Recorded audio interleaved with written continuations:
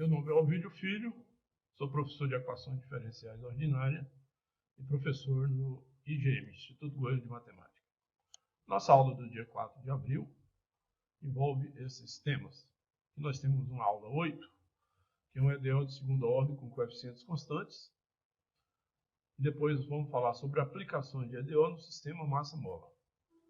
São 3 tópicos: oscilações livres não amortecidas, oscilações livres amortecidas, oscilações forçadas amortecidas e não amortecidas. Nós vamos usar tecnologia, obviamente. Vamos mostrar aqui um MPD, ou um aplicativo do sistema massa-mola, para ver esses casos simulados. Um outro MPD que dá a solução gráfica da EDO de segunda ordem. E aqui são links para o MIT, onde eu tenho aqui as amplitudes e fase. São 4 MPD. Nós vamos explorar na sequência do nosso curso. Então, vamos falar sobre o sistema massa-mola, oscilações livres não amortecidas. Devemos prestar atenção na equação diferencial ordinária de segunda ordem, onde não tem aqui a parcela do x', ou da primeira derivada. Essa parcela, que é essa parcela que existe quando existe coeficiente de atrito. Ela não é amortecida porque não existe esse coeficiente de atrito, e a solução geral dessa equação é dada por essa fórmula ou essa equação. O tempo está passando e o x está em função do tempo. O x é o deslocamento da mola. Observe que ele oscila. Essa expressão nos diz que a massa oscila em torno de sua posição de equilíbrio, x igual a zero, como podemos ver aqui no gráfico, com amplitude constante igual a A. Amplitude é essa altura, ou esse pico, né? Ele é exatamente o A. O fato é devido à ausência de amortecimento. Este movimento é chamado de movimento harmônico simples. Aqui está o exemplo gráfico dessa equação diferencial de segunda ordem. Observe que não tem o coeficiente de atrito e não tem força externa. A gente toma uma condição inicial qualquer aqui, onde o y0 é 1 e o y' de 0 é 0, essa bolinha azul. Até pouco.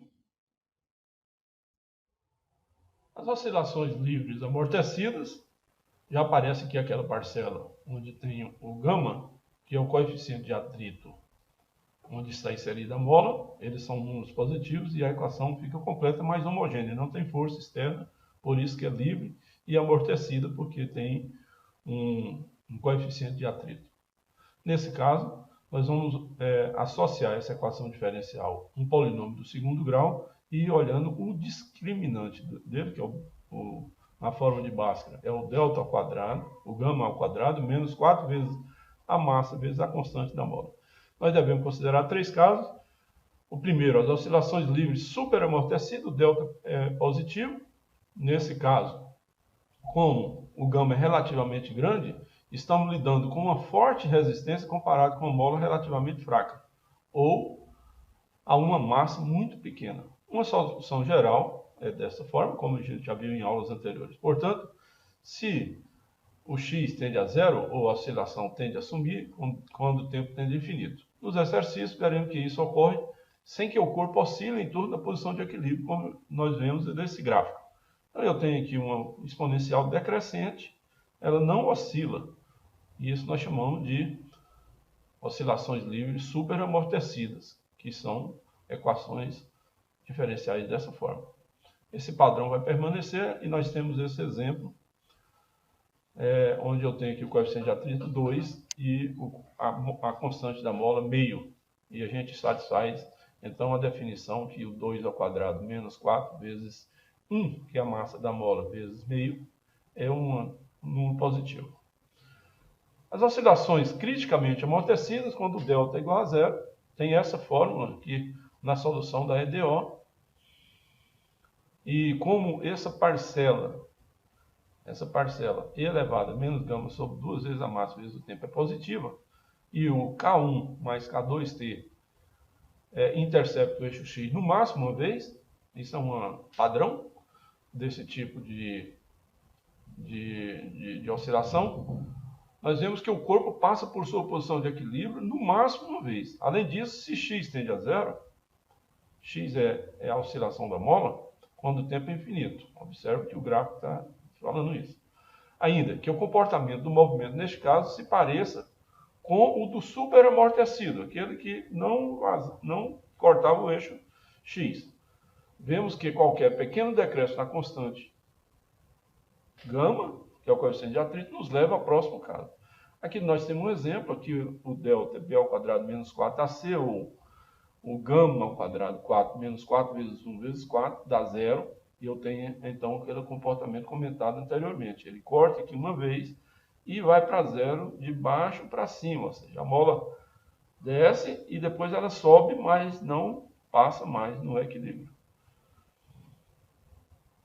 Um último caso é quando eu tenho aqui as oscilações livres subamortecidas, o delta é negativo. Aqui está a solução. Essa expressão nos diz que a massa oscila em torno de sua posição de equilíbrio. Olha o gráfico aqui abaixo. Ela fica oscilando na sua posição de equilíbrio, x igual a zero, ficando confinada entre essas curvas. A amplitude da oscilação decresce com o tempo. Neste exemplo, nós vemos claramente, com as mesmas condições iniciais, a mola oscilando. Então aqui sim, ela vai aproximar do equilíbrio, mas oscilando. Então a mola começa a oscilar em torno da origem e vai parar, porque nós não temos força externa.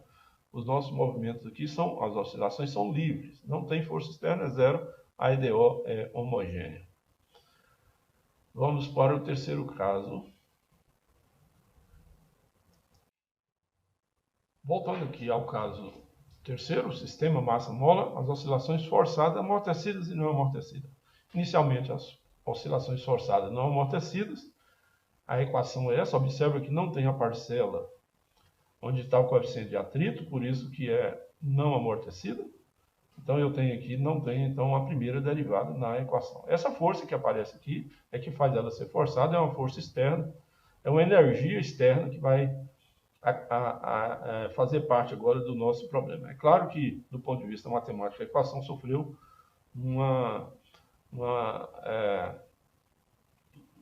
como diria assim, vai ficar mais difícil de você ter o tratamento matemático dela.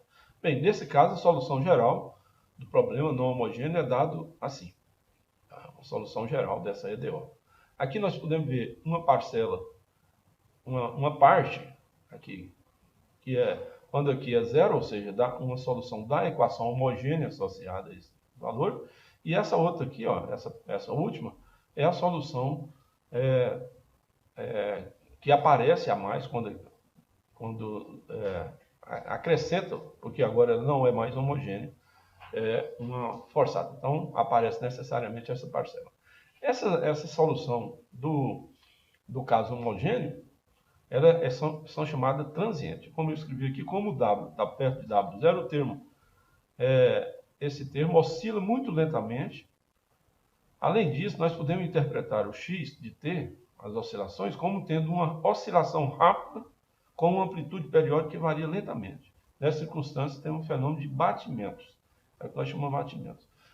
Típico desse tipo de oscilação é exatamente o que fala nesse gráfico aqui. Ele não é periódico, porque tem essa parcela aqui, certo? E aí está um exemplo de uma oscilação forçada sem amortecimento. O outro caso é as oscilações forçadas amortecidas. Agora aparece aqui essa parcela com a primeira derivada. Isso aqui é um coeficiente de atrito, vai amortecer as oscilações. Nós devemos considerar três casos, como anteriormente.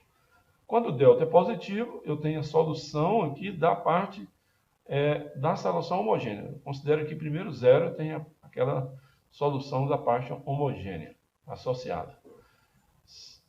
Quando o delta é igual a zero, a solução da parte homogênea é isso. E quando o delta é negativo, essa seria a parte da equação homogênea. A solução da EDO é a soma das duas.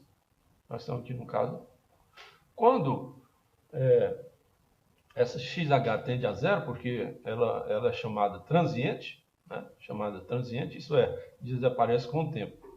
Então prevalece a última parte. Então aqui nós temos casos onde o delta é maior que zero, a solução, o que vai permanecer é essa parte aqui, chamada solução periódica. Isso acontece também no caso onde o delta é zero e no caso onde o delta é negativo. Ou seja, essa solução transiente tende a desaparecer, né? E a gente tem, então, a solução periódica que caracteriza esse tipo de oscilações forçadas amortecidas. Nós também temos um exemplo, né?